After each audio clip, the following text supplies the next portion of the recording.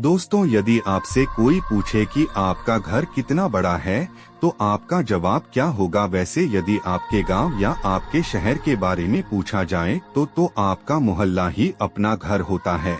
यदि आपके मोहल्ले में पूछे जाए तो आप अपने घर की तरफ उंगली करके बता सकते हैं कि यह हमारा घर है। लेकिन यदि आप किसी शहर या किसी दूसरे शहर में पहुंच जाते हैं तो आपका शहर ही आपका घर हो जाता है। लेकिन यदि आप किसी देश या किसी स्टेट में चले जाते हो तो वह आपका घर हो जाता है। यदि ब्रह्मांड में आपका घर पूछा जाए कि कितना विशाल है, कितना बड़ा है और क्या है, तो आपका जवाब क्या होगा? क्या एक बड़ा सवाल है? आपका सीधा सीधा जवाब होगा कि हम सौरमंडल के निवासी हैं, जहां सूर्य और उनके चारों ओर घूमते हुए ग्रह और उसके बीच में हमारा एक प्लेनेट है और यह पूरा सौरमंडल हमारा घर है। लेकिन क्या आप जानते हैं कि आपका घर कितना विशाल है?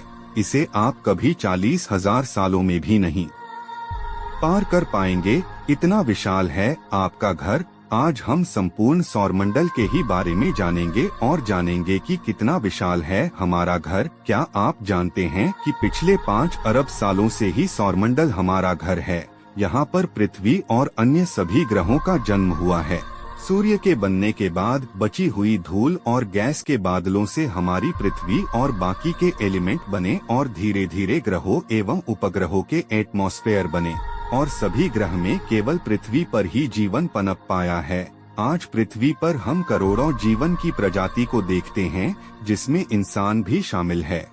और आज पूरे सौरमंडल की सिस्टम में हमसे एडवांस कोई नहीं, या फिर यूं कहे कि जो पृथ्वी में सबसे ज्यादा इंटेलिजेंट है वह सौरमंडल में भी इंटेलिजेंट है, क्योंकि सौरमंडल में पृथ्वी के अलावा और कहीं जीवन है ही नहीं। आज हम इंसानों ने पृथ्वी के बाहर भी बहुत कुछ पता लगा लिया है, लेकिन फिर भी हम इंसान चांद से आगे नहीं बढ़ पाए हैं।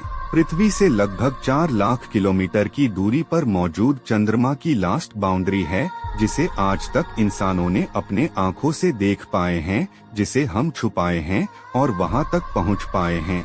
चंद्रमा की लास्ट बाउंड्री हमारे अर्थ क्लाउड से केवल 0.00016% है। इंसान स्किल से समझने की कोशिश करें कि अगर सौरमंडल 1000 किलोमीटर के आकार का है तो इंसान ने सिर्फ अभी 2 सेंटीमीटर पहुंच पाए हैं। इसी से आप सौरमंडल की विशालता की बाउंड्री को समझ सकते हैं। आखिर यह सौरमंडल और कितना बड़ा है, लिए समझते हैं इस वीडियो में। तो लिए आपको लेकर चलते हैं सौरमंडल की अद्भुत और अनंत गहराइयों की यात्रा पर। पिछले 100 सालों से हम इंसान अंतरिक्ष के बारे में बहुत कुछ पता लगा पाए हैं और इस सौरमंडल के सभी 8 ग्रहों पर हम कई स्पेस मिशन कर पाए हैं और इन मिशनों में वाइजर 1 को सबसे महत्वपूर्ण स्पेस मिशन माना जाता है, जो कि अभी तक सोलर सिस्टम में घूम रहा है और हर सेकंड 17 किलोमीटर पर करने वाला यह यान इस समय इंटरस्टेलर स्पेस में जा चुका है और आज भी इस पर सूर्य की ग्रेविटी का असर होता है। वाइजर 1 जो कि पिछले 46 सालों से स्पेस में घूम रहा है, लेकिन अब तक इनसे क्वीपर बेल्ट भी क्रॉस नहीं हुई है। क्वीपर बेल्ट में अरबों उल्का पिंड मौजूद हैं। ओके सूर्य के चारों ओर चक्कर लगाते हैं। प्लूटो के बाद ही इन विशाल उल्कापिंडों के बेल्ट की शुरुआत हो जाती है। इसका आकार बहुत ही ज्यादा लंबा है। वाइजर 1 और वाइजर 2 को इस बेल्ट को पार करने में 300 साल से भी ज्यादा समय लगने वाला है। ग्वालियर की अब अर्थ क्लाउड में एंट्री हो चुकी है और यह धीरे धीरे इन बेल्टों मौजूद पत्थरों से बचते हुए आगे निकल रहा है। नासा के रिसर्च मुताबिक यह अर्थ क्लाउड 1000 एस्ट्रोनॉमिकल यूनिट की दूरी से लेकर 1,000,000 एस्ट्रोनॉमिकल यूनिट की दूरी तक फैला हुआ है। एक एस्ट्रोनॉमिकल यूनिट की दूरी बात करें तो यह पृथ्वी और सूर्य के बीच के डिस्टेंस को कहते हैं, जो कि लगभग 15 करोड़ किलोमीटर दूर तक है।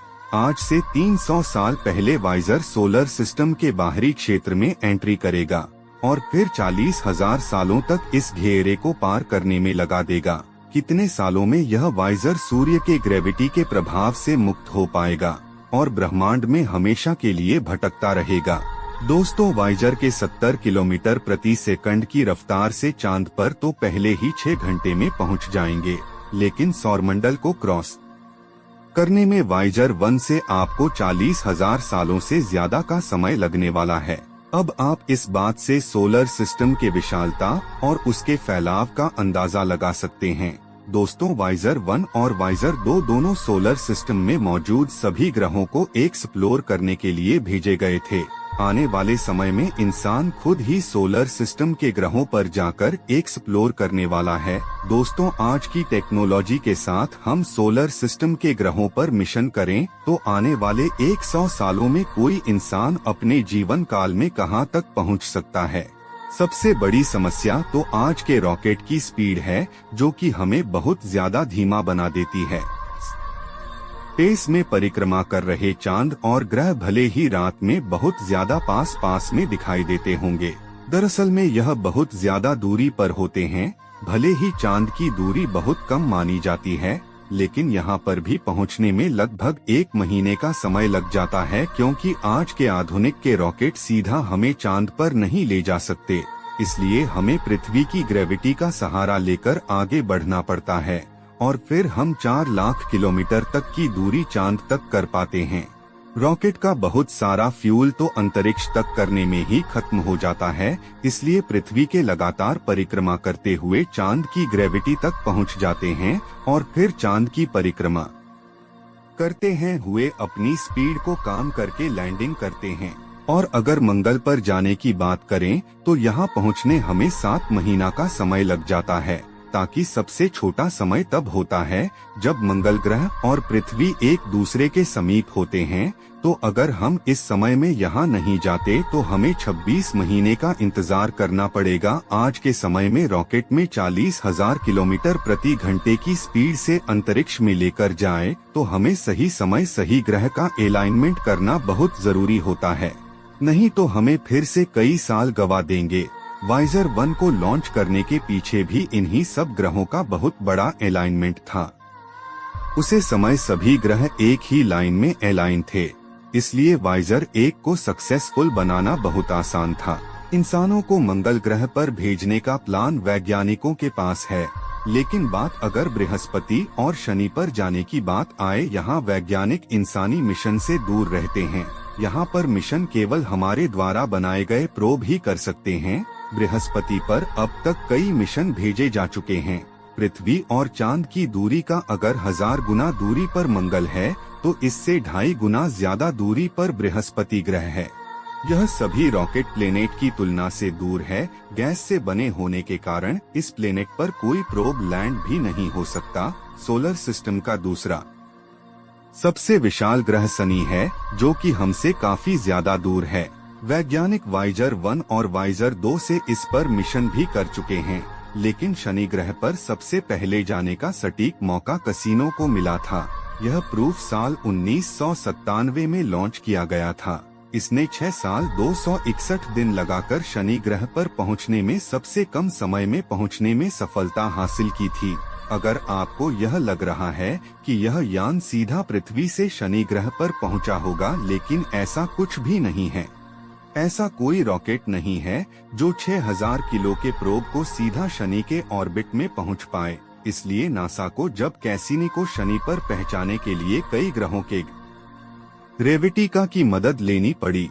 ग्रेविटी की मदद से हम अपने स्पेसक्राफ्ट की स्पीड तेज करके अपने टारगेट को जल्दी सेट कर सकते हैं। अब तक कई प्रोब बृहस्पति, मंगल और शनि पर पहुंच चुके हैं, लेकिन अरुण ग्रह और वरुण ग्रह पर केवल वाइजर 1 और वाइजर 2 ही जा पाए हैं। साल 1986 में नासा ने वाइजर 2 की मदद से यूरेनस की सबसे नजदीकी तस्वीर कैप्चर की थी। पृथ्वी से 300 करोड़ किलोमीटर दूर किसी यान को यहां तक भेजना बहुत ही ज्यादा जोखिम भरा काम था। पृथ्वी और चांद की दूरी से करीब 7500 किलोमीटर की दूरी पर है। इस ग्रह पर सीधा पहुंचना नामुमकिन है। इसलिए वाइजर 2 जुपिटर की ग्रेविटी का परिक्रमा करते हुए अपनी स्पीड तेज करके इस ग्रह तक पहुंचा। यूरेनस के 4581 किलोमीटर ऊपर उड़ते हुए बहुत सारी तस्वीर कैप्चर की। दोस्तों, हमारा यूनिवर्स इतना बड़ा है कि इसकी कल्पना भी कर पाना मुश्किल है। दोस्तों, आज की वीडियो में बस इतना ही। वीडियो अच्छा लगे तो वीडियो को लाइक करके चैनल को जरूर सब्सक्राइब करें।